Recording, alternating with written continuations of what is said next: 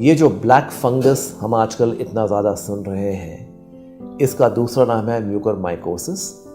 ये एक फंगस होती है जो नॉर्मली सॉइल में पाई जाती है, जो आपका जो मिट्टी होता है वहाँ पाई जाती है। ये आम तौर पे ह्यूमन बॉडी में, हमारे शरीर में कोई असर नहीं करता, क्योंकि शरीर की जो अंदरूनी जो आपकी इम्यूनिटी है वो बहुत हाई होती है। तो अगर किसी को कोविड होता है, कोविड क्या करता है? कोविड आपके इम्यून सिस्टम और हमारे इम्यून सिस्टम को बहुत ज़्यादा इफ़ेक्ट कर देता है।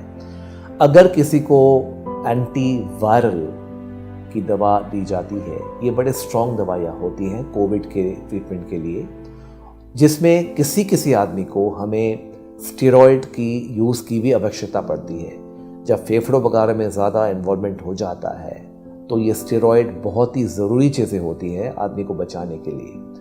और कुछ और सप्रेसिव जो दवाइयाँ होती हैं इम्यूनोसप्रेशन के लिए, जो कोविड के इलाज के लिए बहुत ज़रूरी है, ये तीनों चीज़ें से शरीर की इम्यूनिटी और भी ज़्यादा कम हो सकती है। तो हम ये देखते हैं कि कोविड से एक तो इम्यूनिटी कम हो रही है, दूसरा जो एंटीवायरल जो दवा है उससे इम्यूनिटी कम हो रही है, तीसरा जो स्टेरॉयड है उससे और इम्यूनिटी कम हो रही है, चौथा जो दूसरे इम्यूनोसप्रेसिव दवाइयाँ कभी कभी इस्तेमाल करने की ज़रूरत पड़ती है उसमें भी इम्यूनिटी कम हो रही है।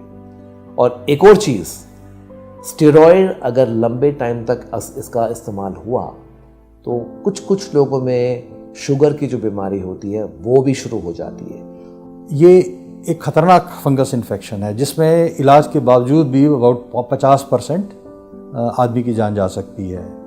तो हमें ये समझना ज़रूरी है कि हम इसे समझें, इसके लक्षण क्या हैं, उन्हें ठीक टाइम पर पकड़ें, अपने को डॉक्टर से दिखवाएं और आगे इसका ट्रीटमेंट ठीक स्टार्ट हो।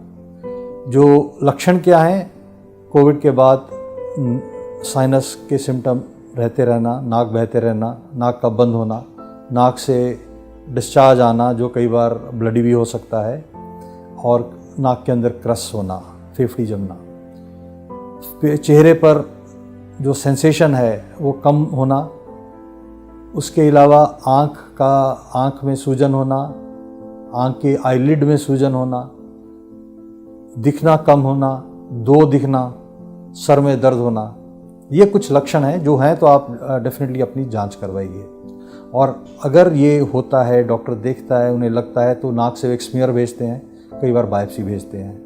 उसके अलावा कई सीटी और एमआरआई किया जाता है, नाक का और आई का और ब्रेन का, देखने के लिए ये फंगस है, ये म्यूकर है तो कितना फैला हुआ है।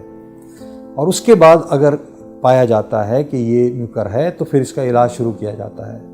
इलाज में जो फंगस की दवाइयाँ हैं वो एकदम शुरू की जाती हैं, और उसके बाद ऑपरेशन, जो इसका मेन स्टे है वो ऑपरेशन है, जिससे फंगस को दूरबीन की सर्जरी, जिसे फंक्शनल एंडोस्कोपिक साइनस सर्जरी कहते हैं, उससे निकाला जाता है। और कई बार आँख के भी कई ऑपरेशन करने पड़ते हैं। तो मेरा आपसे ये आग्रह है कि जो लोग, जिनकी फैमिलीज़ में या आपको कोविड हुआ है, तो इस बीमारी के बारे में जागरूक रहिए। ये हो रही है और बहुत मरीज़ों में हो रही है।